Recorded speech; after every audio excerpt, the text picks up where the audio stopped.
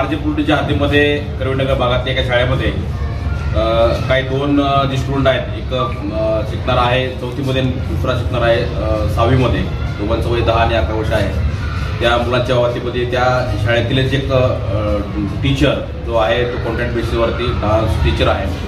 त्यांनी त्या मुलाच्या बाबतीमध्ये लैंगिक अब्यूज करण्याचा प्रयत्न केला अशी तक्रार आपल्याकडे आली. त्यानंतर तात्काळ आपण त्या तक्रारीची दखल घेऊन त्या शाळेमध्ये जाऊन त्या ठिकाणी जी व्यक्ती आहे तो आरोपीला कालच त्याला ताब्यात घेतलेला आहे. त्याची पुढची वैद्यकीय तपासणी आणि त्या सगळ्या पुढच्या लिगल प्रोसेस आपण फॉलो करत आहोत. त्याचबरोबर या जे दोन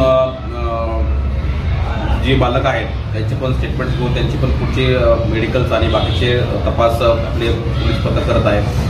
त्याच्यामध्ये त्या शिक्षकांनी त्या दोन बालकांना त्याच्यामध्ये काही त्यांच्या लैंगिक अब्यूज करण्याचा प्रयत्न केला. याच्यावरून तक्रार दाखल करून आपल्या वारजे पोलीस स्टेशनला तो पोक्सो आहे अंतर्गत गुन्हा दाखल केलेला आहे तात्काळ. आणि त्या गुन्ह्यामधील आरोपी जो आहे तो त्याला तत्काळच ताब्यात घेऊन कारवाई पोलीस करत आहे. सर, हा प्रकार कधी घडलेला आहे, कुठल्या कालावधीमध्ये, आणि हा नेमका प्रकार कसा उघडकीस आला? त्याच्यामध्ये हा प्रकार आता काही मुलांनी सांगितलं की हा प्रकार मागे 2 वर्षापासून आणि मागच्या आठवड्यामध्ये पण हा प्रकार झाला होता. तर मुलं खेळत असताना ते काय त्यांच्या काउन्सिलरकडे त्यांच्याकडे हा प्रकार रिपोर्ट झाला गेला.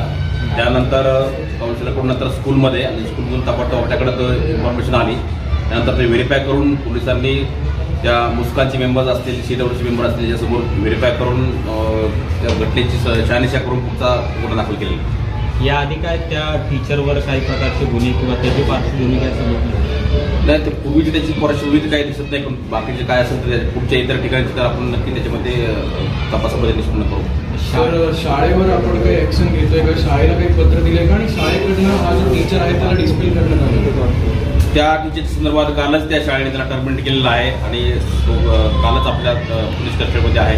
त्याची पोलीस कस्टडी रिमांड वगैरे पुढच्या शाळेमध्ये होती. शाळेच्या संदर्भामध्ये याच्यात सगळे काय लिगल जे अँगल आहेत त्या लिगल अँगलने पूर्ण पोलीस तपास करत आहेत. त्याच्यामुळे शाळेच्या वतीमध्ये किंवा बाकीचे जे काही असतील त्याच्या संदर्भामध्ये जे काही लिगल गोष्टी आहेत ते पोलीस तपास करून पुढची कारवाई करतील. सर, हा टीचर नेमकं कुठल्या विषयाचा आहे, किती वर्षांपासून या शाळेत होता, आणि याच्यावर या टीचरनी याआधी देखील असे काही कृत्य केल्याचं प्रायमा फेसी दिसतंय? हा टीचर 2022 पासून ह्या स्कूलच्या पेरोलवर होता.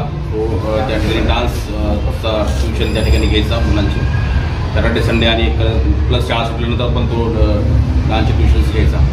तर याच्यापूर्वी तो शाळेमध्ये होता, पण 22 नंतर तो ह्या स्कूलमध्ये त्या तो नोकरीत होता.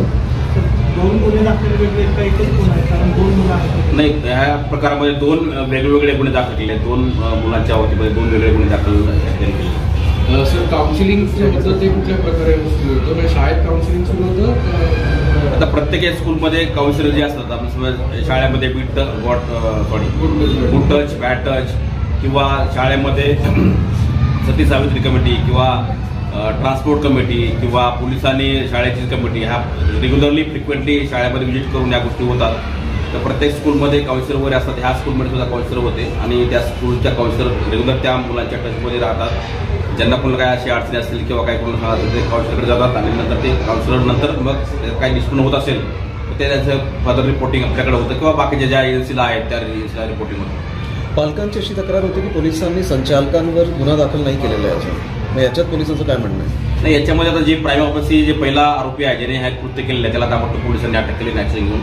त्याच्यामध्ये पालकांचं जे म्हणणं आहे त्याच्यामध्ये सर्व अँगलनी पोलीस तपास करत आहेत. याच्यामध्ये जर कोणाचा काय रोल निष्पन्न होत असेल तर निश्चित पोलीस त्याच्यामध्ये पुढची ऍक्शन घेऊ शकतो. CCTV मध्ये काही दिसतंय? वॉशरूममध्ये हा काही नाही, वॉशरूममध्ये CCTV नसतात, पण स्कूलच्या प्रिमाइसमध्ये भरपूर मुलं त्या ठिकाणी जातात. परंतु जे प्रिमाइसमधले CCTV आहेत किंवा डान्स स्टुडिओमधला जो CCTV आहे तो पोलिसांनी कालच सीज केलेला आहे आणि पुढचं त्याचं अॅनालिसिस सुरू आहे.